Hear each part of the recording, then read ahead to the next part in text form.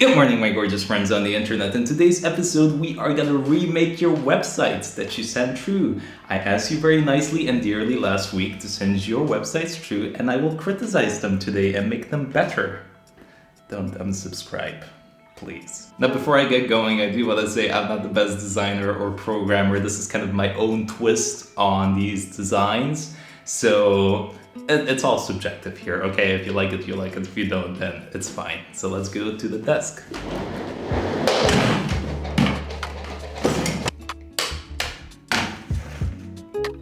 Does that make my video more aesthetically pleasing? Okay, so here's the first website. It's by Ersin Haxi. He's a front-end developer, and this is his website. And it's super simple. It's mostly text with some basic styling, and I really like it, to be honest. You don't need to go overly ham about it. So it's easily readable, easy to find everything. So I do like it a lot. But what I want to do with this is kind of take it and maybe add a bit more creativity to it. Try to go a bit more, exaggerate a little bit with it. So I thought about going with like a synthwave retro style design. So I'm gonna try to make something, and I'll let you know how it goes. So let's go. I found an awesome retro PC on Google, so I'm like, oh, this is gonna work just fine. So I started using the pen tool and cutting the image out, and it also had the floppy disk, so I'm like, ooh, can get real creative with this. So I thought I can make some light rays pop out of it to reveal text, kind of like a hologram or something of that sort. So basically I exported this, added it to Adobe XD and rotated it around, positioned it nicely, so I like the way that looked, but I also wanted to add a bit of dynamic content to it, so what better place than YouTube? Found this awesome 60s, ooh, computers, wow, new technology video, so I'm like, I'll add that on top of the video.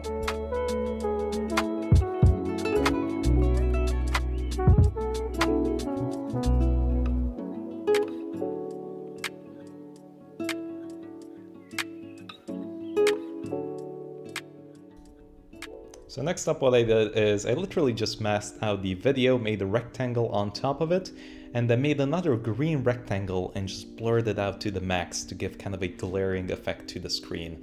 And then lowered the opacity a bit, and boom, the video was up and running. So I was really happy with that.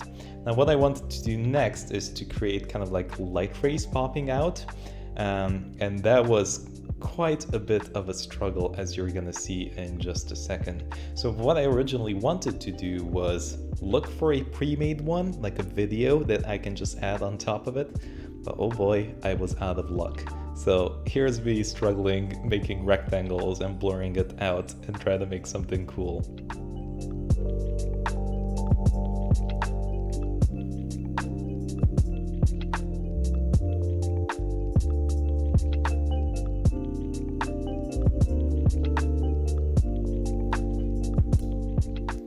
Besides the retro computer, I also wanted to match the aesthetic with the logos. So rather than just having text, I thought that each navigation link is gonna be an icon from old computers. So what I did was I found this, but I also wanted to give it kind of a hologrammy look. So I used the pen tool to kind of go through it and just add kind of like a stroke with a background blur, hoping that it would look good.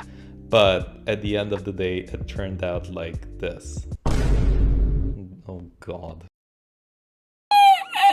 Ready? So let's take a look at the first redesign. So here it is, boom! So I really wanted to add some like lens flare effect, like a little light coming out, shining on the text, and also a little video on top of that computer to really give that retro vibe to it. So this is my design. This is side by side to the original. Hope you enjoyed that one. Let's move on to the next one. For the second one, I just thought this was really funny, so I wanted to make a quick redesign. This is timcook.vercel.app. Not sure who made this, but here we go. That's it. Let's try to make something fun out of this really quick. So this site was already perfection, so I just added a little effects on top of it, and here it is.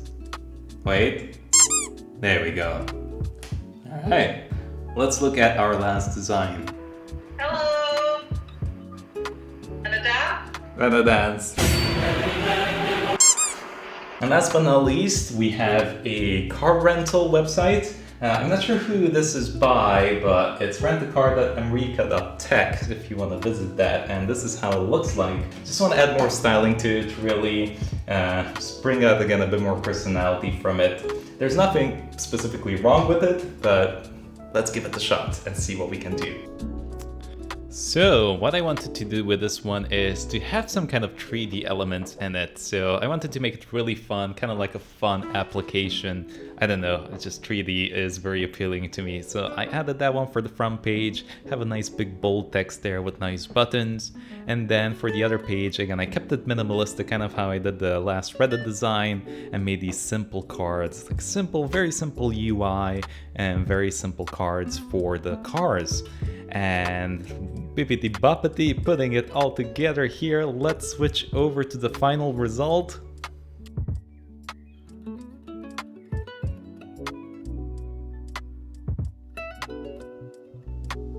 And here is the last one. I really wanted to add a bit of 3D, add a bit of character to it, make it a bit fun, and also have some transitions going on here to the next page, and just add a super simple filter and card system here that you can purchase or rent a car. So that's my design.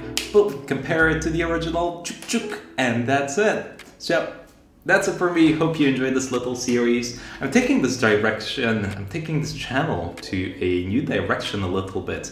I want us to have a bit more fun, make these series. The next episode I might do is trying to learn Blender in 24 hours, so we'll see how that goes. Stay tuned, drop a subscribe, I'd really appreciate it. And until next time, I'll see you in the next one.